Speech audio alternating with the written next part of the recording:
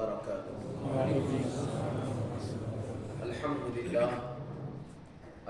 للہ رب العالمین، نحمده ونصلی ونسلم علی رسوله الکریم، اما بعد۔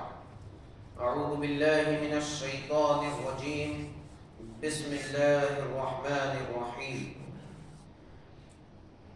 ان اولیاؤہ الا المتقون، صدق اللہ مولانا العظیم۔ من علینا ربنا اذ بعث محمدا ایدہ بعیدہ ایدنا باحمدا، ارسلہ مبشرا ارسلہ ممجدا، صلوا علیہ دائما صلوا علیہ سرمدا۔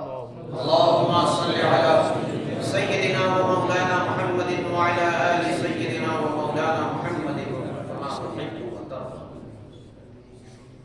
حصول برکت کے لیے 2 دن اشعار نعتیہ کلام کے پیش کرنے کی سعادت حاصل کروں۔ سب مل کر بآواز بلند پوری عقیدت و محبت کے ساتھ ہدیہ صلات پیش کر لیں۔ اللہم صل علی سیدنا و مولانا محمد وعلی آل سیدنا و مولانا محمد کما تحب۔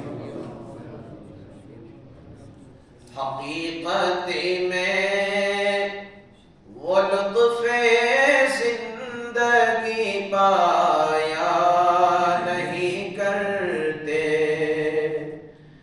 جو یاد مصطفیٰ سے دل کو بہلایا نہیں کرتے۔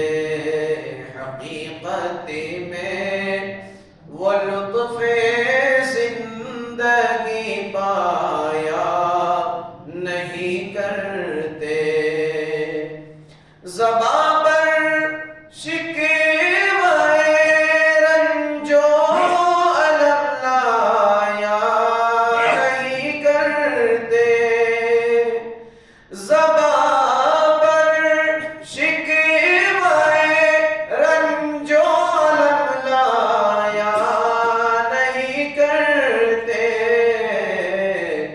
نبی کے نام لیوا غم سے گھبرایا نہیں کرتے، نبی کے نام لیوا غم سے گھبرایا نہیں کرتے، جو یاد مصطفیٰ سے دل کو بہلایا نہیں کرتے۔ حقیقت میں وہ لطف زندگی پایا نہیں کرتے۔ یہ دربار محمد ہے یہاں پہ، نو کا کیا کہنا۔ یہ دربار محمد ہے یہاں پہ، نو کا کیا کہنا۔ یہاں سے ہاتھ خالی غیر بھی جایا نہیں کرتے، یہاں سے ہاتھ خالی غیر بھی جایا نہیں کرتے۔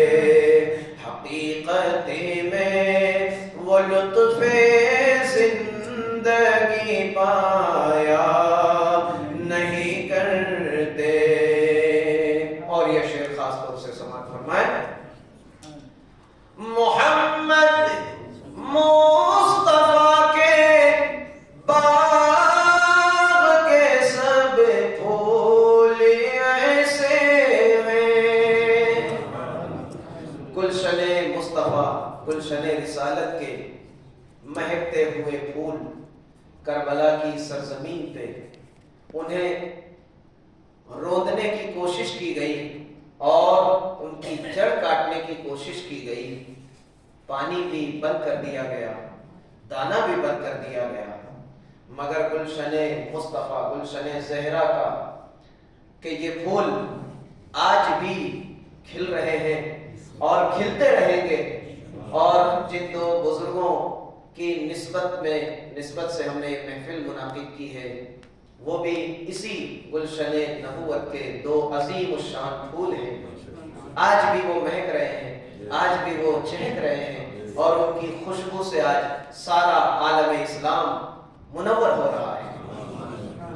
محمد مصطفیٰ کے باغ کے سب پھول ایسے ہیں جو بن پانی کے تر رہتے ہیں، مرجھایا نہیں کرتے، جو بن پانی کے تر رہتے ہیں، مرجھایا نہیں کرتے۔ حقیقت میں وہ لطف زندگی پایا نہیں کرتے، جو یاد مصطفیٰ سے دل کو بہلایا نہیں کرتے۔ درود پاک پڑھی، اللہم صلی علی سیدنا و مولانا محمد وعلی آل سیدنا و مولانا محمد کما تحب و ترضى۔ عزیزان ملت اسلامیہ، میرے بزرگوں، دوستوں، نوجوان ساتھیوں، الحمدللہ آپ نے اپنا قیمتی وقت اپنی آخرت کی بھلائی کے لیے صرف کیا ہے اور حاضری دی ہے۔ اللہ تعالی ہم سب کی حاضری اپنی بارگاہ میں قبول فرمائے، اور اپنے دو محبوب برگزیدہ بندوں کے ذکر جمیل سے ہمارے ایمان اور ہمارے دین کو تازہ فرمائے، اور ہمیں عمل کا جذبہ عطا فرمائے۔ جمعہ کے بیان میں کافی گفتگو حضرت شیخ وجیہ الدین علوی ولی گجراتی رحمت اللہ تعالی علیہ کے تعلق سے آپ کے سامنے میں نے عرض کیا تھا، اور کچھ باتیں جو باقی ہیں وہ بھی انشاءاللہ ہوگی، اور پھر مخدوم پاک سید اشرف جہانگیر السمنانی رحمت اللہ تعالی علیہ کا بھی ذکر ہوگا انشاءاللہ۔ یہ ہمارے وہ بزرگان دین ہیں جن کے دم قدم کی برکت سے آج اس زمین پر، ہند کی سرزمین پہ گلشن اسلام بالکل شاداب اور آباد ہے، اور ان کی محنت اور قربانیوں اور ان کی جد و جہد کے نتیجے میں آج یہ دین ہم تک پہنچا ہے۔ ہم ان بزرگان دین کے مرہون منت ہیں، اور ان بزرگان دین کا ہم پر یہ احسان عظیم ہے کہ ان بزرگان دین کی نسبت ہمیں حاصل ہوئی، اور ان کے غلاموں میں اللہ تعالیٰ نے ہمیں پیدا فرمایا، اور ان کے توسل سے ہمیں دین کی معرفت عطا کی۔ یہ اللہ تعالیٰ کا احسان ہے، اور ان بزرگان دین کی جد و جہد اور قربانیوں کا یہ صدقہ ہے۔ حضرت شیخ وجیہ الدین، جنہوں نے، جیسا کہ آپ نے سنا تھا جمعہ میں نے عرض کیا تھا کہ آپ اپنے دور کے محدث اعظم، مفسر اعظم، آپ کا جو علمی مقام ہے وہ بہت بلند ہے۔ مجھ جیسا کم علم اور ایک ادنا سا حقیر انسان آپ کا علمی مقام بیان نہیں کر سکتا۔ آپ کا جو علمی مقام ہے، اللہ اکبر، اللہ الصمد، وہ بہت بلند ہے، بہت بلند ہے، 7 سمندر بھی کم ہے۔ اللہ تعالیٰ نے آپ کو جو علوم و فنون کا جو خزانہ عطا کیا ہے، اللہ اکبر، اللہ تعالیٰ نے آپ کو علم و معرفت طریقت کی وہ دولت سے مالا مال کیا کہ اگر میں اتنا کہوں تو مبالغہ نہیں ہوگا کہ آپ اپنے زمانے کے سید العلماء، تمام علماء کے سردار، استاذ الاساتذہ، تمام مشائخ کے شیخ، شیخ المشائخ، استاذ الاساتذہ، امام المحدثین تمام محدثوں کے امام، امام المفسرین تمام مفسروں کے امام، امام العلماء تمام عالموں کے امام، امام الائمہ تمام اماموں کے امام۔ اللہ نے آپ کو جو رتبہ عطا کیا ہے، اللہ آپ کے دور کے جید علماء نے آپ کو زبدۃ العارفین کا لقب عطا کیا ہے، یعنی اللہ کے عارفوں کا زبدہ، یعنی اللہ تعالیٰ کے عارفوں کا خلاصہ، سید العارفین، امام المتکلمین، شیخ الاسلام والمسلمین۔ آپ کو شیخ الاسلام والمسلمین بھی کہا گیا، آپ کے دور میں آپ کے دور کے علماء نے آپ کو شیخ الاسلام سے بھی یاد کیا۔ اور آپ کا جو سن ولادت ہے وہ آپ کی پوری تاریخ، آپ کی مختصر سی پوری تاریخ، شیخ وجیہ دین، یہ جو لفظ ہے اسی میں مضمر ہے، چھپی ہوئی ہے۔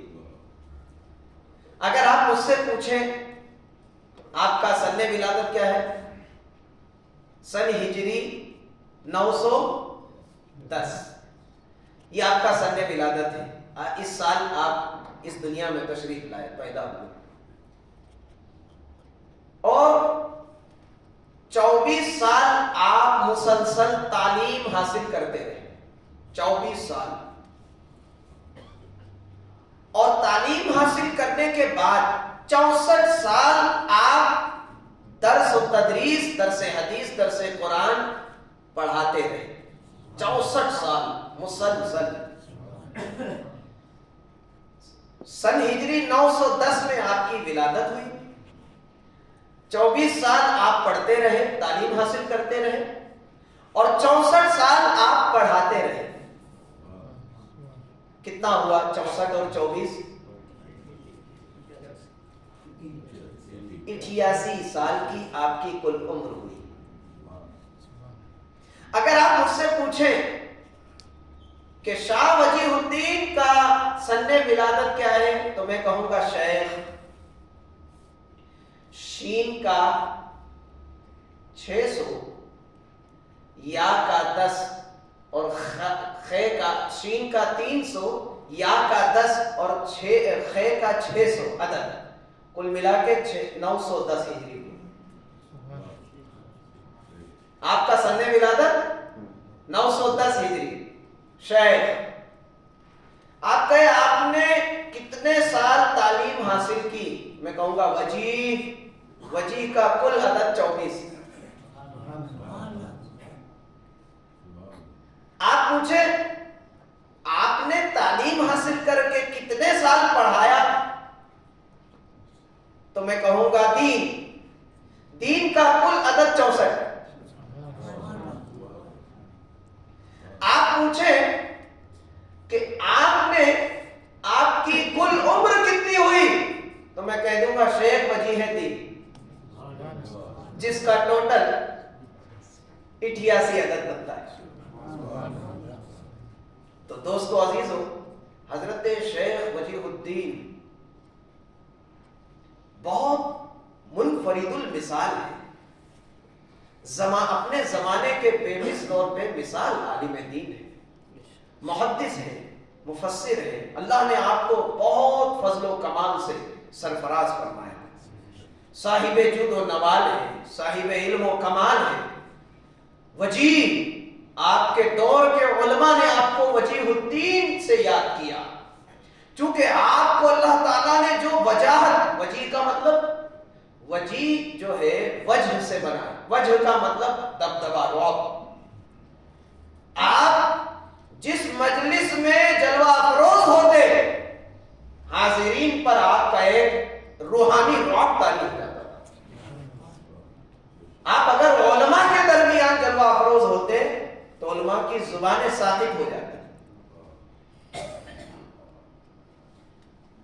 آپ جیسا کہ جمعہ میں نے عرض کیا تھا کہ آپ نے 64 سال علم عطا کیا، طلبگاروں کو، طلبہ کو آپ نے علم پڑھایا، قرآن پڑھایا، حدیث پڑھائی، یہ تو کتاب سے آپ نے تعلیم دی، مگر آپ کا ایک دوسرا طریقہ نگاہوں سے بھی پڑھانے کا تھا۔ ایک شخص آیا پریشان، سرگرداں، بہت لمبا سفر طے کر کے آیا، آ کر کے حضرت کے مدرسے میں آیا اور پوچھنے لگا کہ حضرت میاں وجیہ الدین سے مجھے ملنا ہے۔ تو اور اتفاق سے وہ حضرت ہی سے پوچھ رہا تھا۔ تو شیخ نے فرمایا کہ آپ کو کام کیا ہے حضرت میاں وجیہ الدین سے؟ کہا بولو۔ کہا نہیں، کچھ ایسی خاص بات ہے جو صرف میں اپنے شیخ سے ہی عرض کروں گا۔ تو آپ نے فرمایا کہ حضرت میاں وجیہ الدین تو کہیں ہوں گے، اس فقیر کو وجیہ الدین کہتے ہیں۔ تو کہا ہاں مجھے آپ سے ہی ملنا ہے۔ بہرحال نگاہوں سے نگاہیں ملی، کچھ گفتگو ہوئی خفیہ طور پر، اس نے قدم بوسی کی، دست بوسی کی اور روانہ ہو گیا۔ طلبہ نے اسے پوچھا کہ بھائی اتنی دور سے محنت مشقت سے یہاں پہنچے ہو، کچھ رک جاتے، کچھ صحبت کا فیض اٹھا لیتے۔ کہا ایک آن میں سب کچھ مل گیا، اب رہ کے فائدہ کیا؟ ایک آن میں سب کچھ مل گیا، جو مقصد لے کر آیا تھا وہ مقصد پورا ہو گیا۔ تو آپ کا انداز تدریس کتاب سے بھی تھا اور نظروں سے بھی تھا۔ جو نظر کو نواز دے، مجھے اس نظر کی تلاش ہے، جو دل ہو درد سے آشنا، مجھے اس جگر کی تلاش ہے۔ عزیزان ملت، حضرت شیخ وجیہ الدین علوی رحمت اللہ تعالی علیہ، میں نے قرآن کی جو آیت پڑھی ہے، ان اولیاءہ الا المتقون، تمام اولیاء سب کے سب پرہیزگار، سب کے سب تقوی والے۔ قرآن کہتا ہے کہ اللہ کے جو اولیاء ہیں وہ تقوی والے ہی ہوتے ہیں، غیر متقی کو اللہ تعالیٰ کبھی اپنا ولی نہیں بناتا۔ اور ایک حدیث میں نے آپ کے گوش گزار کی تھی جمعہ میں، اگر یاد ہو، کہ تقوی اسلام کا سر ہے۔ جیسے ایک آدمی، اس کا جو سر ہے، چہرہ، اس کی پہچان چہرے سے ہے، اس کا تعارف چہرے سے ہے، اور سر میں سب کچھ ہے۔ زیادہ تر جو جسمانی قوت کا جو سر چشمہ ہے وہ سر ہے، سننا، کان جو ہے وہ سر میں، ناک سننے کی جو صلاحیت ہے وہ بھی سر میں، آنکھیں بھی سر میں، بولنے کی جو طاقت ہے، صلاحیت ہے، وہ بھی سر میں، اور جو قوت فکریہ ہے، یعنی سوچنے سمجھنے کی جو صلاحیت ہے، یعنی دماغ، عقل، وہ بھی سر میں، سب کچھ سر میں ہے۔ تو اللہ کے محبوب صلی اللہ علیہ وسلم نے فرمایا تقوی جو ہے وہ رأس الاسلام ہے، اسلام کے سر کا مقام رکھتا ہے۔ تقوی میں سب کچھ ہے۔ تو قرآن نے کہا ان اولیاءہ الا المتقون، جس نے تقوی حاصل کر لیا، جس نے اپنے دین کو تقوی سے مزین کر لیا، جس نے اپنے اعمال کو تقوی سے مزین کر لیا، وہ کامیاب ہوا اور ہدایت کے دروازے اس کے لیے کھول دیے جاتے ہیں۔ اور یہ قرآن اس کے لیے شفا ہے، قرآن اس کے لیے ہدایت کا چشمہ ہے، ہدایت کا مرکز ہے۔ اور جیسا کہ اللہ تعالیٰ نے آغاز ہی میں فرمایا کہ ذالک الکتاب لا ریب فیہ ھدی للمتقین، یہ قرآن جو ہدایت ہے یہ پرہیزگاروں کے لیے ہے، تقوی والوں کے لیے۔ اور اللہ کے جو دوست ہوتے ہیں وہ سب کے سب تقوی والے ہیں۔ ان اولیاءہ الا المتقون، یہ مقام، یہ ولایت کا مقام ایسے ہی نہیں مل جاتا۔ بہت پاپڑ پہننے پڑتے ہیں، بہت مچھر چھاننے پڑتے ہیں، اور بہت قربانیاں درکار ہیں، بہت زہر کے گھونٹ بھی ہیں، مشکلات کا انبار بھی ہے، صبر و تحمل کا تقاضا بھی ہے۔ یہ راہ ولایت کوئی آسان نہیں ہے۔ ولایت اللہ تعالیٰ کی دوستی اس کے لیے بڑی قربانیاں ہیں، بڑی جد و جہد ہے۔ حضرت شیخ وجیہ الدین کے تقوی کا عالم یہ تھا کہ آپ اپنے گھر میں کھانا نہیں کھاتے تھے۔ کیا؟ کھانا نہیں کھاتے تھے اپنے گھر میں۔ تو آپ کے والد کو پتا چلا، حضرت قاضی نصر اللہ رحمت اللہ تعالی علیہ، ان کو پتا چلا تو انہوں نے ایک روز اپنے بیٹے کو حضرت وجیہ الدین کو طلب کیا اور پوچھا، اچھا یہ بتاتے بھی نہیں تھے کہ میں گھر میں کھانا نہیں کھاتا، بس وہ پوشیدگی اور خفیہ طور پہ کھانا نہیں کھاتے تھے، مگر کسی طرح آپ کے والد کو پتا چل گیا تو والد گرامی نے مطالبہ کیا اور پوچھا کہ بھائی وجیہ الدین گھر پہ کھانا کیوں نہیں کھاتے ہو؟ تب آپ مجبور ہو گئے، جواب تو دینا ہے، والد کا سوال ہے۔ تو آپ نے فرمایا کہ ابا جان آپ قاضی ہیں، اس پورے شہر کے قاضی ہیں، قاضی بولے تو پورے شہر کا مالک ہے۔ سلطنت اسلامیہ میں قاضی کا عہدہ جو ہے سب سے بڑا ہے، مفتی سے بھی اوپر۔ تو قاضی، میں آپ کو ایک مثال دے دوں قاضی کا مقام کیا ہے۔ مولا کائنات حضرت علی شیر خدا رضی اللہ تعالیٰ عنہ وکرم اللہ تعالیٰ وجہ الکریم، آپ کی ایک زرہ، جو ذرا بختر بولتے ہیں جس کو، جنگ کے میدان میں جو کوچ ہوتا ہے سینے کا، وہ لوہے کا ہوتا ہے، لوہے کی جالی ہوتی ہے، اس کو پہنتے ہیں تاکہ تلوار کا جو حملہ ہے یا کوئی بھی اس سے حفاظت ہو سکے۔ تو وہ ذرا جو ہے حضرت مولا کائنات کی وہ گم ہو گئی۔ کچھ دنوں کے بعد، گم ہونے کے بعد، آپ نے ایک یہودی کے ہاتھ میں وہ ذرا دیکھ لی مولا کائنات نے۔ آپ نے اس سے کہا کہ یہ ذرا تمہیں کہاں سے ملی؟ تو اس نے کہا یہ تو میری ہے۔ ملی کیا؟ یہ تو میری ہے۔ کہا نہیں، اس میں کچھ ایسی نشانیاں ہیں جسے میں جانتا ہوں، اور کچھ دن پہلے میری ذرا گم ہو گئی، لہذا ان میں اس میں وہ تمام نشانیاں ہیں۔ یہ ذرا میری ہے، یہ تمہاری نہیں ہے، یہ تمہیں کہیں سے ملی ہے یا تو تم نے چوری کی ہے، یہ ذرا ہے میری۔ مگر اس نے صاف انکار کر دیا۔ مولا کائنات، خلیفۃ المسلمین، بادشاہ اسلام، امیر المومنین، تمام مسلمانوں کے شہنشاہ ہیں، اختیار اور کمال اور اس میں کسی طرح کی کوئی کمی نہیں، جس کے لیے حکم دے دیں کہ اس کی گردن کاٹ دو، گردن کٹ جائے، جو چاہے کرے، صاحب اختیار ہے، خلیفہ ہے، امیر المومنین ہے۔ مگر آپ ایک عام آدمی کی طرح قاضی شرح، جو اس وقت جن کو خود مولا کائنات نے قاضی کے عہدے پہ بحال کیا تھا، مقرر کیا تھا کہ فیصلہ آپ کرو گے، یہ دار القضاء، یہ ایک عہدہ ہے قضا کا، تو اس پر قاضی شرح تھے آپ نے۔ اور قاضی کا جو دربار ہوتا ہے وہی عدالت ہوتی ہے۔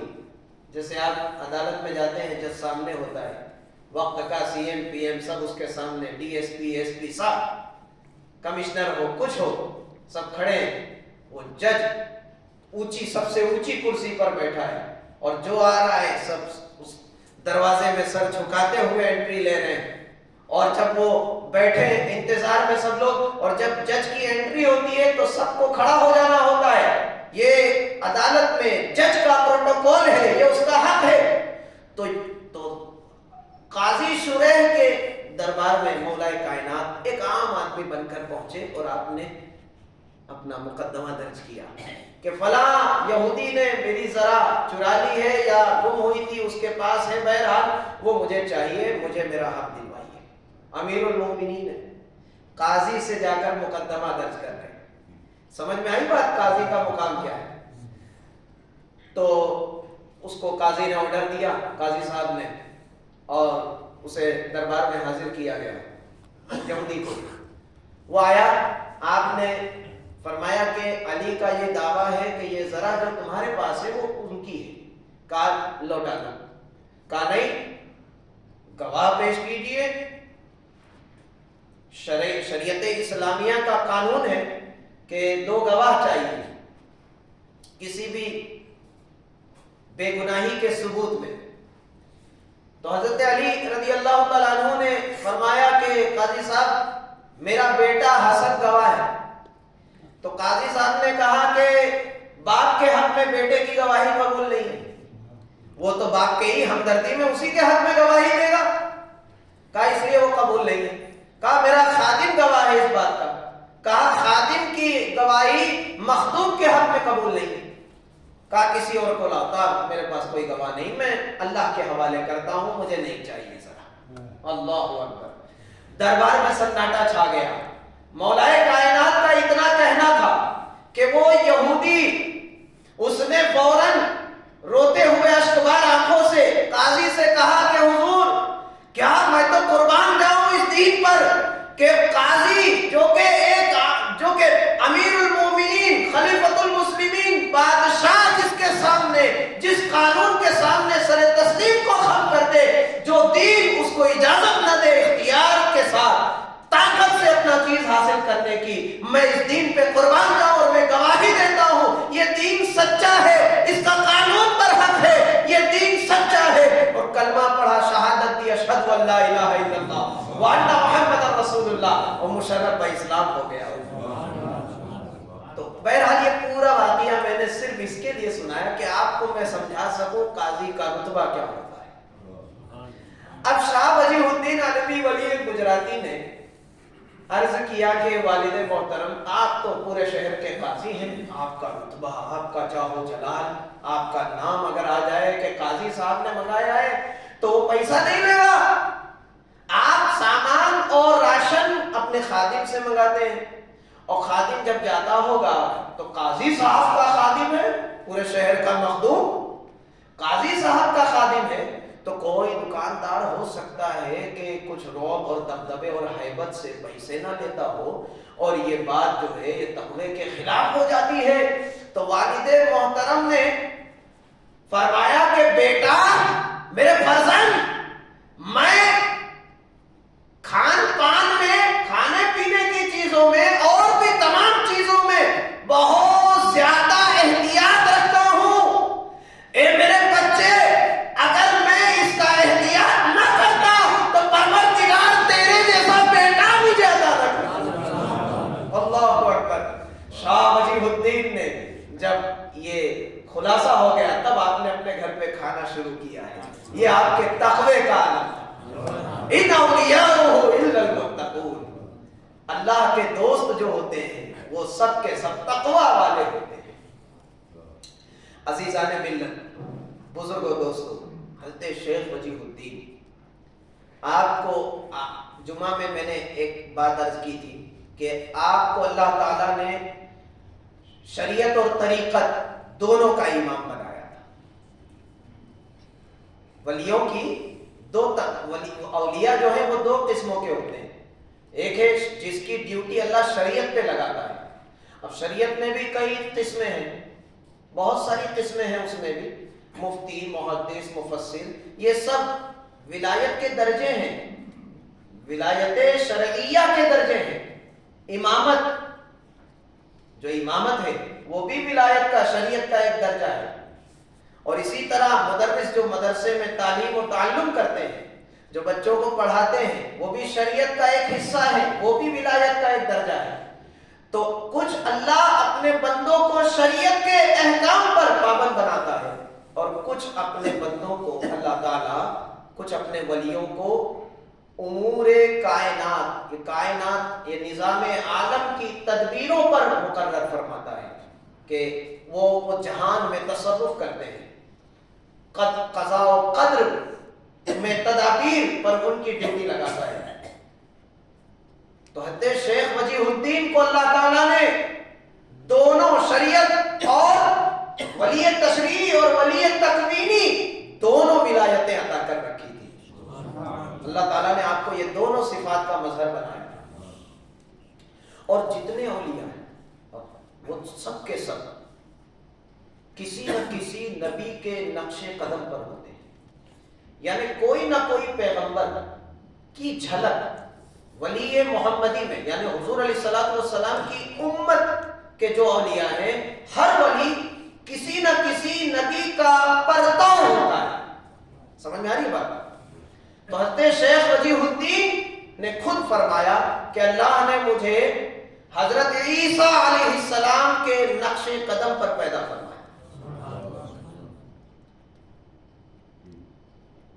آپ کے زمانے کے، آپ کے علاقے میں، آپ کے صحبت میں رہنے والے ایک پیر، ایک بزرگ کا واقعہ ہے کہ ان کا مرید بیمار ہو گیا، آیا پیر صاحب کے پاس کہ حضور دعا کیجئے، اللہ تعالیٰ شفا دے مجھے، قہر کو میں کچھ کرتا ہوں۔ وہ انہوں نے اپنا مراقبہ کیا، جو بھی کرنا تھا کیا، مگر دیکھا کہ معاملہ گمبھیر ہے، گڑبڑ ہے، اگر جلدی علاج نہ ہوا تو یہ ہلاک ہو سکتا ہے۔ وہ فوراً حضرت شیخ وجیہ الدین کی طرف متوجہ ہوئے اور توجہ دی اور انہیں طلب کیا۔ حضرت شیخ کا وصال ہو چکا تھا، روح کی طرف متوجہ ہوئے اور روح کو آواز دی۔ حضرت شیخ روح مجسم ہو کر آپ وہاں پر آئے، آپ نے پانی کے ایک گلاس میں دم کیا اور مریض کو پلایا، وہ بالکل ٹھیک ہو گیا، تندرست ہو گیا، صحت مند ہو گیا، اور پھر وہ چلے گئے۔ تو وہ بیمار کہنے لگا، مرید کہنے لگا کہ حضور یہ کون تھے کہ ان کے دم نے مجھے تندرست کر دیا؟ کہا یہ شیخ وجیہ الدین تھے۔ اس وقت زمین پر اللہ کی صفت المحیی کے مظہر کامل شیخ وجیہ الدین۔ تو اولیاء جو ہوتے ہیں وہ اللہ تعالیٰ کی صفات کے مظہر ہوتے ہیں، اولیاء۔ اور مخدوم اشرف جہانگیر سمنانی بھی حضرت عیسیٰ علیہ السلام ہی کے نقش قدم پر، سید اشرف جہانگیر سمنانی، آپ کو بھی اللہ تعالیٰ نے حضرت عیسیٰ علیہ السلام کا پردہ بنایا۔ یہاں تو بیماروں کو شفا دی جاتی ہے، اور دربار سمنانی میں بیماروں کو شفا ملنا ایک تماشا ہے، ایک تماشا ہے، ایک عام سی بات ہے۔ ارے یہاں تو مردہ انسان میں روح ڈالنے کا کام ہوتا ہے، مخدوم پاک نے تو پتھر میں روح ڈالی، پتھر میں روح ڈالی ہے۔ وہ واقعہ آپ نے سنا ہوگا، لطائف اشرفی کی بات ہے کہ آپ اپنے مریدوں کے ساتھ چل رہے تھے، ایک جگہ سے گزر رہے تھے کہ ایک شخص، آپ کے ایک مرید کو، ایک خادم کو ایک مورت بہت پسند آ گئی، جو کہ لیڈیز کی مورتی تھی، آپ کو بہت پسند آ گئی۔ تو آپ نے وہ وہیں تکتا رہا، کھڑا ہو کر کے دیکھتا رہا، اور قافلہ پیر صاحب کا، مخدوم پاک اور آپ کے خادموں کا قافلہ کچھ آگے گزر گیا۔ پھر آپ نے دیکھا پیچھے مڑ کے تو آپ کا ایک خادم وہیں کھڑا ہے، مورت کو تک رہا ہے، بڑی خوبصورت مورت تھی، اور دیکھتا رہا، کہا اسے بلا کر لاؤ۔ خادم کو بلایا گیا، بارگاہ میں حاضر ہوا، کہا بھائی کیا دیکھ رہے تھے، اس میں کیا چیز ہے وہ؟ کہا حضور جس نے بھی بنایا ہے اس کے ہنر پہ قربان جاؤ، بہت خوبصورت بنایا ہے۔ کہا تجھے پسند ہے؟ تو کہا جی حضور بالکل پسند ہے۔ تو سیدنا مخدوم اشرف جہانگیر وہاں گئے، مورتی کے سر پہ آپ نے اپنی انگشت مبارک رکھی تو اللہ تعالیٰ نے اسے انسانی عورت میں تبدیل کر دیا، اور پھر اسی عورت کو سے آپ خادم کا پھر نکاح ہوا، اور وہ اس کی نسل کچھ میں نے تحقیق کی تھی، معلومات کی تھی، تو اس کی کہیں کسی ہندوستان ہی میں کسی صوبے میں آج بھی اس کی نسل پائی جا رہی ہے، آج بھی اس کا سلسلہ تناسل چل رہا ہے۔ تو دوستو مخدوم اشرف جہانگیر سمنانی، اللہ اکبر، آپ غوث العالم، اللہ تعالیٰ نے آپ کو پورے عالم کا غوث بنایا۔ سیدنا شیخ عبد القادر غوث اعظم، اور آپ کا لقب ہے غوث العالم۔ تو بات میں کر رہا تھا اس بات کو مکمل کر دوں، حضرت شاہ وجیہ الدین تقوی کا یہ عالم تھا، اور کردار، کیریکٹر، اللہ اکبر، پورا زمانہ گواہ ہے، اتہاس گواہ ہے کہ آپ اپنے معاملات میں کتنے محتاط اور کتنے، میرے دوستوں میں ایک بات نہیں سمجھ میں آتی مجھے کہ لوگ درگاہوں پہ جاتے ہیں، ان بزرگان دین کی مزاروں پر جاتے ہیں۔ میں یہ کہنا چاہتا ہوں، تمام امت کو یہ پیغام دینا چاہتا ہوں کہ ہم جب مزاروں پہ جاتے ہیں ان بزرگان دین کے، تو ہم وہاں پر کیا مانگتے ہیں؟ ہم وہاں پر یہی دنیا مانگنے جاتے ہیں۔ لوگ جاتے ہیں کہ 1 بیگھا کا مالک بنا دو، 1 کروڑ روپیہ مل جائے، فارچونر مرسیڈیز کا مالک بنا دو، یہ کر دو وہ کر دو، میرا یہ بزنس میں شروع کیا ہوں، یہ بزنس میں مجھے کامیابی مل جائے۔ ارے ان بزرگان دین کی بارگاہ میں ہم جاتے ہیں تو وہاں یہی دنیا کا سوال کرتے ہیں، جس دنیا کا کو پیچھے چھوڑ کر وہ ولی بنے، اور جس دنیا سے انہیں منہ موڑا تب اللہ نے انہیں ولایت عطا کی اور اپنا دوست بنایا، اور ہم جا کے وہی ان سے دنیا داری کا سوال کرتے ہیں۔ یہ بڑے افسوس کی بات ہے بزرگان دین کے۔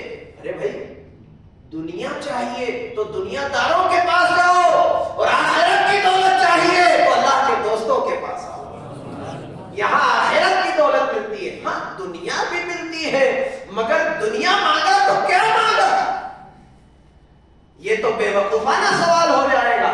عقل مند بزرگان دین کی خدمت میں حاضر ہوتے ہیں تو تقوی کا نور طلب کرتے ہیں، علم و حکمت طلب کرتے ہیں، دین کی دولت کا سوال کرتے ہیں، قرآن اور حدیث کی سمجھ کا سوال کرتے ہیں، آخرت کی صلاح و فلاح کا سوال کرتے ہیں، محشر کے میدان میں شفاعت کا سوال کرتے ہیں، اور ساتھ میں جنت میں جانے کی تمنا کا سوال کرتے ہیں کہ آپ اپنے مریدوں کے ساتھ مجھے جنت میں لے جائے۔ اس طرح کی تمنائیں ہوتی ہیں، اس طرح کی دعائیں ہوتی ہیں، اور اس طرح کی حاجتیں لے کر کے بزرگان دین کی خدمت میں جانا چاہیے۔ مگر ہمارا مسلمان وہاں جا کر کے بھی جنہوں نے دنیا کو ترک کر دیا، تارک الدنیا ہو، وہاں جا کے پھر وہی دنیا۔ حضرت سید اشرف جہانگیر سمنانی، میں تھوڑا ذکر مخدوم پاک کا بھی کر دوں اور بات کو مکمل کر دوں۔ مخدوم اشرف جہانگیر آپ سن ہجری 712 میں آپ کا سن ولادت ہے، اور 832 میں آپ کا سن وفات ہے۔ آپ کی وفات سن ہجری 832، کل عمر آپ کی 120 سال کی، بڑی طویل عمر اللہ تعالیٰ نے آپ کو عطا کی۔ حضرت سید اشرف سلطان مخدوم سمنانی رحمت اللہ تعالیٰ علیہ، آپ کا بھی جو مقام ولایت ہے اور آپ کا جو بھی علمی مقام ہے، اس کو ہم بیان کرنے سے ہماری زبان قاصر ہے، چونکہ ہماری رسائی اتنی نہیں ہے کہ ہم آپ کا مقام علم بیان کر سکیں، آپ کا مقام ولایت بیان کر سکیں، آپ کے علم و فضل و کمال کا اور آپ کے رتبے کا ہم تعارف کرا سکیں۔ وہ تو پھر کوئی اس لیول کا ہو تو قاعدے سے ان کا تعارف کرا سکتا ہے، ہم تو غلام در غلام، غلام در غلام ہیں، اور تھوڑی بہت جو معرفت ہے وہ آپ تک پہنچانے کی کوشش کر رہے ہیں۔ حضرت سید اشرف جہانگیر، وقت کے یزید نے گلشن زہرا کو اجاڑنے کی کوشش کی، مگر دوست و عزیزو، حسین ابن علی رضی اللہ تعالیٰ عنہ، میں عرض کر رہا ہوں توجہ سے سننا، کہ وقت کے ظالم نے اس گلشن، اس چہکتے مہکتے گلشن کو اجاڑنا چاہا، مگر اللہ تعالیٰ جسے آباد کرنا چاہے، اللہ نے اپنے محبوب سے وعدہ کیا ہے نا، اِنَّا أَعْطَيْنَاكَ الْكَوْثَرَ فَصَلِّ لِرَبِّكَ وَانْحَرْ إِنَّ شَانِئَكَ هُوَ الْأَبْتَرُ۔ اے محبوب، ہم نے آپ کو کوثر عطا کیا، بس تو اپنے رب کے لیے نماز پڑھتا رہے، قربانی دیتا رہے، تیرا دشمن ہی جس کا نام و نشان مٹ جائے گا، مگر اے محبوب تیرا چرچا قیامت تک رہے گا، تیری نسل قیامت تک آباد رہے گی۔ ان شانیہ کا هو الابتر، حضور کو نرینہ اولاد نہیں تھی نا، بیٹا نہیں تھا اور تھا بھی، اللہ نے دیا بھی تو 2 سال سے زیادہ وہ دنیا میں نہ رہے، اللہ نے اٹھا لیا. اس میں کیا حکمت تھی انشاءاللہ وہ عید میلاد کی مجالس میں آپ کے سامنے عرض کروں گا. صرف اشارہ کر کے گزر جانا چاہتا ہوں کہ لوگوں نے تانا دیا کہ محمد کا مشن تو جب تک محمد ہے تبھی تک ہے، کوئی بیٹا تو ہے نہیں، کوئی وارث تو ہے نہیں.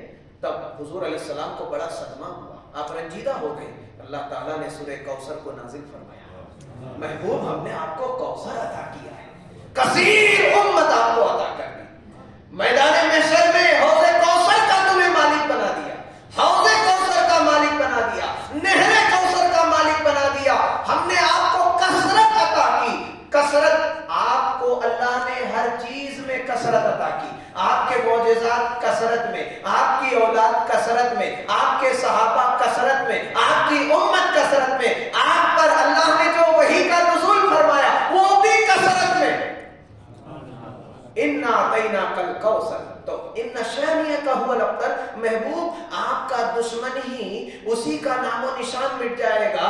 یہ تانا دیا تھا عاص ابن وائل نے، حضرت عمرو ابن عاص تو ایمان لائے صحابی ہوئے، ان کا والد عاص بن وائل، اس نے یہ تانا دیا تھا کہ محمد کا کوئی بیٹا تو ہے نہیں، اور اس کے 10 بیٹے تھے، اور 10 بیٹوں میں اللہ تعالیٰ نے نور ایمان سے ان کے سینوں کو منور کیا. باپ تو کہہ رہا تھا مشن مٹ جائے گا، دشمن ہی کی اولاد کو غلام بنا دیا، دشمن کی اولاد کو غلام بنا دیا. اور دوست توجہ ہے، حضور اکرم صلی اللہ علیہ وسلم سے اللہ نے وعدہ کیا، محبوب تیرا نام و نشان قیامت تک باقی رہے گا. وقت کے ظالموں نے اہل بیت کو، اہل رسول کو کہ چمنستان کو اجاڑنا چاہا، مگر اللہ نے ایسا آباد کیا کہ آج زمین کے ہر کونے کونے میں آل رسول کی ایک عظیم الشان نسلیں پائی جا رہی ہیں، رسول اللہ کی آل کے نام و نشان پائے جا رہے ہیں. انہی میں سے یہ عظیم الشان شاہکار ہے سید مخدوم اشرف جہانگیر السلطانی رحمت اللہ تعالی علیہ، جن سے تمام عالم نے، خلق نے خوب فیض اٹھایا. آپ بھی طریقت کے امام ہیں، شریعت کے امام ہیں، معرفت کے امام ہیں. آپ کے اقوال زرین، لطائف اشرفی پڑھیے، اللہ اکبر، کیسی کیسی نایاب باتیں ہیں اس میں. میں صرف ایک بات آپ تک پہنچاؤں گا کہ ولایت. ایک شخص نے حضور مخدوم پاک سے پوچھا کہ حضور ولایت چیز، فارسی زبان میں، اس وقت فارسی زبان رائج تھی، ولایت چیز. مخدوم پاک سے سوال کیا مرید نے کہ ولایت کیا ہے اور ولایت کیسے ملتی ہے اور ولی آدمی کیسے بنتا ہے اللہ کا. تو آپ نے فرمایا کہ ولایت بجز خدمت خلق نیست، ولایت خدمت خلق کے سوا کچھ بھی نہیں. اللہ کے بندوں کی خدمت سے اللہ تعالیٰ کی ولایت اور دوستی نصیب ہوتی ہے. تو اللہ کے بندوں کی خدمت، اور خدمت کا سب سے بڑا جو پہلو ہے وہ ہے آخرت کی خدمت. کیا ہے بھئی؟ آپ کسی کو 10 روپیہ 100 روپیہ یا 1000 روپیہ دیں گے تو وہ ختم ہو جائے گا، اس کی ضرورت تو پوری ہو جائے گی بر وقت، مگر پھر ضرورت تیار ہے، ضرورت پھر تیار ہے. اور اگر مان لیجئے آپ نے کسی کو اس کی پوری زندگی ہی بنا دی، مگر پھر آخرت کا کیا؟ تو دوستو، جو دینی خدمت ہوتی ہے یہ سب سے بڑی خدمت ہوتی ہے، جو دینی خدمت ہوتی ہے یہ سب سے بڑی خدمت ہوتی ہے. اگر آپ نے کسی کو علم دیا تو وہ علم کبھی ختم نہیں ہوگا. اگر اس نے اس کو بھی آگے بڑھایا اور آگے یہ سلسلہ بڑھتا رہا تو یہ سلسلہ قیامت تک جاری رہے گا، قیامت تک جاری رہے گا. اور جب آپ نے کسی کو علم دے دیا، اس نے اپنے علم سے اپنی زندگی کو سنوارا اور آخرت کو بھی سنوارا، تو اس کی تو دونوں جہان آباد ہو گئے، وہ تو دونوں جہان اس کے کامیاب ہو گئے. تو مخدوم پاک فرماتے ہیں کہ خدمت ولایت بجز خدمت خلق نیست، ولایت خدمت خلق سے نصیب ہوتی ہے. مخدوم پاک سید اشرف جہانگیر رحمت اللہ تعالی علیہ، محبوب یزدانی آپ کو کہا گیا. آپ کے القابات میں سے ایک بہت بڑا لقب ہے محبوب یزدانی، اللہ تعالیٰ کا محبوب. اللہ تعالیٰ نے آپ کو جو کمال، جو رتبہ، جو مرتبہ عطا کیا، یہ مخدوم پاک بھی ولی تکوینی ہے۔ اللہ تعالیٰ نے آپ کو بھی نظام عالم پر میں تصرف اور اختیار عطا کیا۔ بھائی قضاء و قدر، کسی کی تقدیر میں اولاد نہیں ہے، اولاد لکھوا دینا اللہ سے، یہ کسی مفتی کا کام تھوڑی ہے، یہ تو عارف باللہ اور فانی باللہ کا کام ہے۔ مفتی کا کام ہے فتویٰ دینا، اور ولی تکوینی کا کام ہے تقدیر کو بدل دینا، یہ ولی تکوینی کا کام ہے۔ اور شاہ وجیہ الدین کے تعلق سے ایک بات اور مجھے یاد آ گئی کہ حضرت خضر علیہ السلام آپ کے پاس اکثر آیا کرتے تھے، حضرت خضر علیہ السلام، اور مخدوم پاک کے پاس بھی، کیونکہ حضرت خضر علیہ السلام جو ہیں وہ جتنے اولیاء کونیہ ہیں ولی تکوینی، ان کے پاس وہ آتے رہتے ہیں، ان کو کام بتانا یا کسی چیز میں مشورہ کرنا۔ تو حضرت خضر علیہ السلام شاہ وجیہ الدین کے پاس آیا کرتے تھے۔ جب ایک بار وہ آئے اور بہت دیر تک گفتگو ہوئی، جب وہ چلے گئے تو شاگردوں نے پوچھا حضور کون تھے یہ، بڑی دیر تک گفتگو چلی، 4-5 گھنٹہ؟ کہا یہ خضر علیہ السلام تھے۔ کہا وہ کچھ آپ کو سکھا گئے یا آپ ان کو سکھائے؟ تو آپ نے فرمایا کہ ماں مردوں میں محمد، ہم محمد کے لوگ ہیں، اور جس کو محمد کا فیض ملتا ہے وہ کسی اور کا محتاج نہیں رہتا۔ یہ خضر علیہ السلام آئے تھے تو وہ کچھ مشورہ، کچھ محبت، کچھ انسیت کے طور پر آئے تھے، کچھ کام کاج کے طور پر نظام عالم کے تعلق سے نہ ان کو میں نے کچھ دیا نہ انہوں نے مجھ سے کچھ لیا، یہ صرف محبت کی بنیاد پہ تھے، یہ صرف کام اور ڈیوٹی کی بنیاد پر تھا۔ جو رسول کا فیض یافتہ ہوتا ہے وہ پھر کسی کا محتاج نہیں رہتا، جن کو رسول سے فیض ملتا ہے۔ تو یہ اولیاء کونیہ ہیں، یہ ولی تکوینی مخدوم پاک کی بارگاہ میں بھی بہت مرتبہ حضرت خضر علیہ السلام آتے جاتے رہے۔ اور سیدنا شیخ عبد القادر جیلانی اللہ اکبر 11ویں شریف کے موقع پہ آپ کے بھی تعلق سے بہت کچھ باتیں ہیں۔ یہ تو امام الاغواس ہیں، سید الاغواس ہیں، غوث اعظم ہیں، امام الاولیاء ہیں، سید الاتقیاء ہیں۔ امام اہل سنت نے کہا کہ غوث اعظم امام التقیٰ والنقیٰ، جلوہ شان قدرت پہ لاکھوں سلام۔ یہ سب اللہ کی قدرت کی نشانیاں ہیں، یہ شعائر اللہ ہیں، یہ اولیاء زمین پر یہ شعائر اللہ ہیں، اللہ کی نشانیاں ہیں۔ ان نشانیوں کی تعظیم یہ دل کا تقویٰ ہے، فإنها من تقوى القلوب ومن يعظم شعائر اللہ فإنها من تقوى القلوب۔ یہ دلوں میں، جس کے دل میں عظمت ہے، جس کے دل میں تقویٰ ہے، وہ اللہ کی نشانیوں کی تعظیم کرتا ہے۔ ایک بات مجھے یاد آ رہی ہے کہ جب پہلی مرتبہ کچھ سائنسدان جب چاند پر گئے تھے تو جب زمین پر انہوں نے جھانک کے دیکھا اوپر سے، تو جیسے زمین سے ہم آسمان کی طرف دیکھتے ہیں تو ہمیں دن میں تو سورج سب سے بڑا ستارہ، رات میں چاند، اور کچھ ستارے بہت روشن ہوتے ہیں، کچھ بہت ہلکی روشنی میں ہوتے ہیں، کچھ مدھم ہوتے ہیں، ہمیں اس طرح آسمان کا یہ شامیانہ نظر آتا ہے۔ تو کچھ اسی طرح کا بیان انہوں نے دیا تھا کہ جب ہم نے زمین پہ دیکھا تو ہم نے دیکھا کہ بہت سارے کچھ جگہ جو ہے بہت زیادہ روشن ہے سورج کی طرح، اور کچھ جو ہے چاند کی طرح، اور کچھ جگہ ایسی ہے جہاں روشن ستارے کی طرح جو روشن نظر آ رہا ہے، اور کچھ بہت مدھم نظر آ رہے ہیں۔ جب ان لوگوں نے بیان کیا تو پھر وقت کے علماء نے اس پر غور کیا تو یہ چیز سامنے آئی کہ جو سورج کی طرح روشن تھا وہ بیت اللہ تھا، وہ اللہ کا گھر، جو زمین پر انہیں سب سے زیادہ روشن نظر آیا، اور جو چاند کی طرح تھا وہ گنبد خضرا تھا، جو انہیں چاند کی طرح روشن نظر آیا، اور جو روشن ستاروں کی طرح زمین پہ کچھ ٹمٹماتے ستاروں کی طرح جو جگہ نظر آئی، تو انہوں نے کہا یہ اولیاء کرام کے مقبرے ہیں جو اللہ تعالیٰ کے تجلیات کا مرکز ہے۔ اور کچھ جو مدھم ستاروں کی طرح انہیں نظر آیا زمین پہ، تو اس کے لیے علماء نے فرمایا کہ یہ وہ ایمان والوں کے گھر ہیں جن گھروں میں قرآن کی تلاوت ہوتی ہے۔ جس گھر میں قرآن کی تلاوت ہوتی ہے اللہ تعالیٰ کا نور وہاں اترتا ہے۔ تو دوستوں میں عرض کر رہا تھا کہ یہ اولیاء اللہ، یہ اللہ کی نشانیاں ہیں، اور ان سے وابستگی دنیا اور آخرت کی صلاح و فلاح کی گارنٹی ہے۔ حضرت سید اشرف جہانگیر مخدوم پاک، جن کا بہت بلند رتبہ ہے،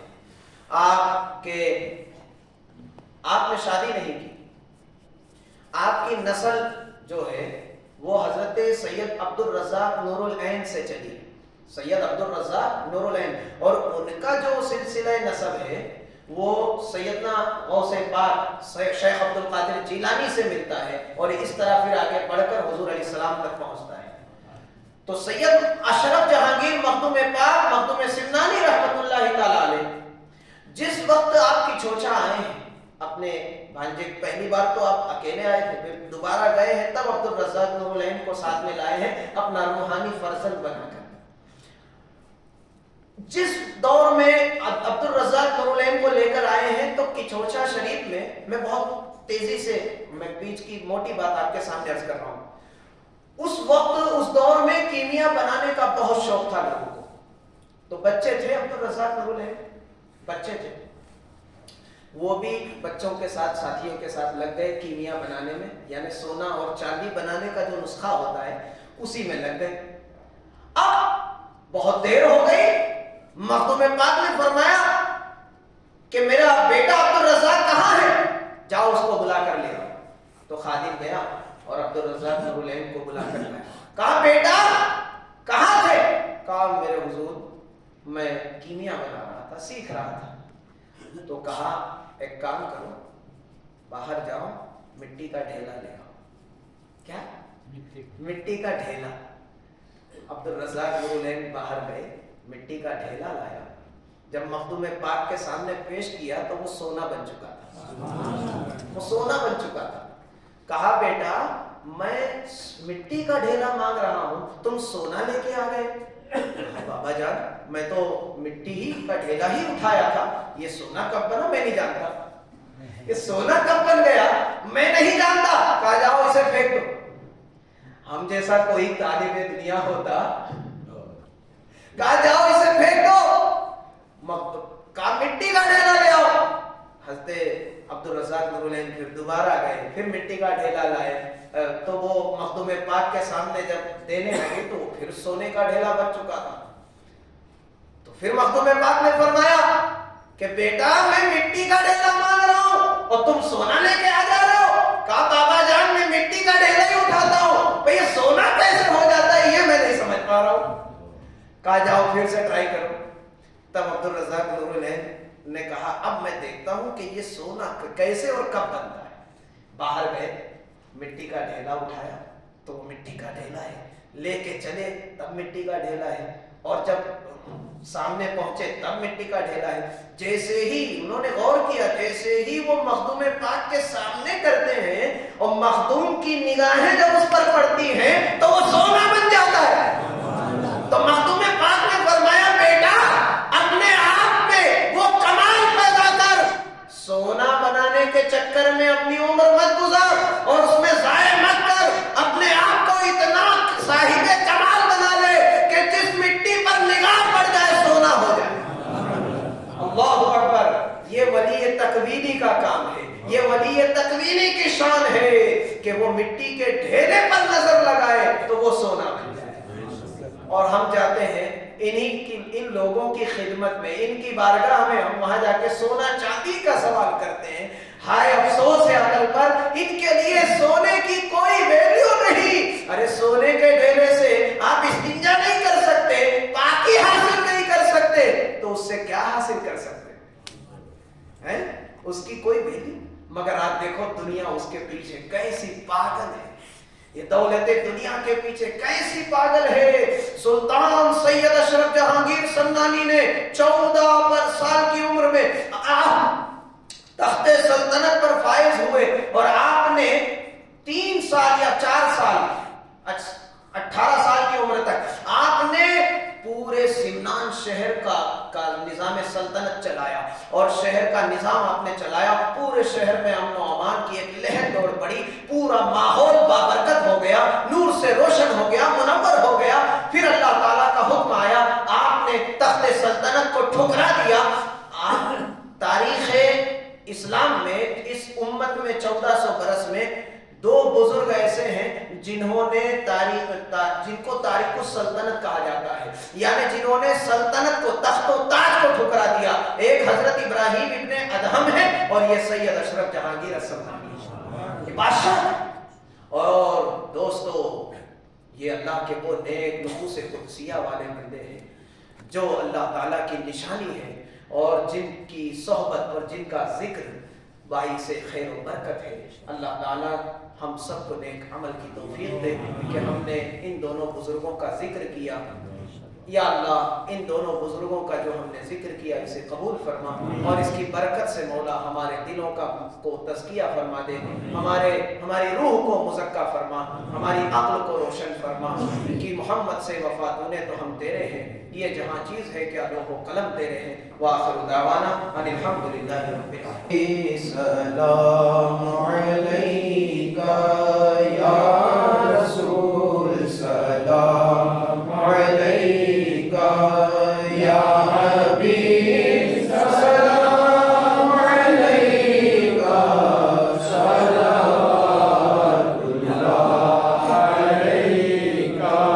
السلام اے تاج والے دو جہاں کے راج والے، عرش کی معراج والے، عاصیوں کی لاج والے، یا نبی سلام علیکہ، یا رسول سلام علیکہ، یا حبیب سلام علیکہ، صلوات اللہ علیکہ۔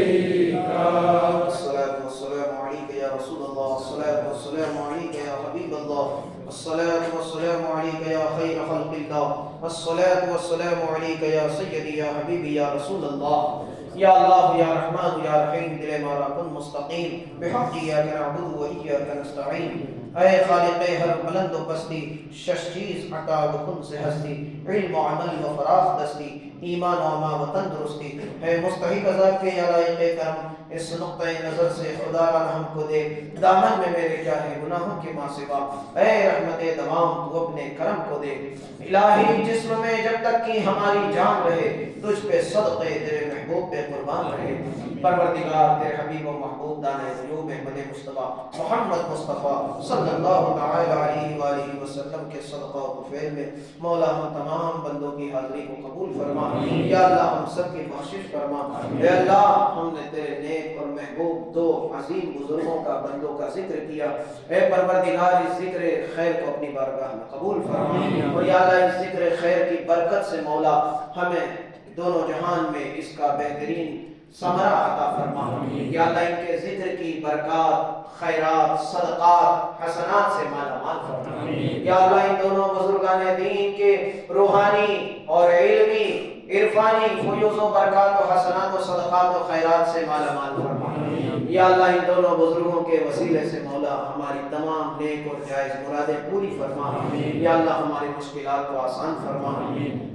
ربنا تقبل منا انك انت السميع العليم وتب علينا انك انت التواب الرحيم۔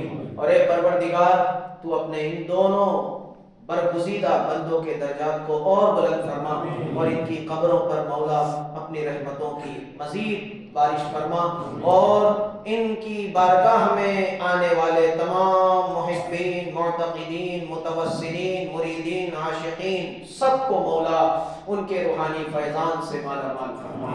آمین یا رب العالمین۔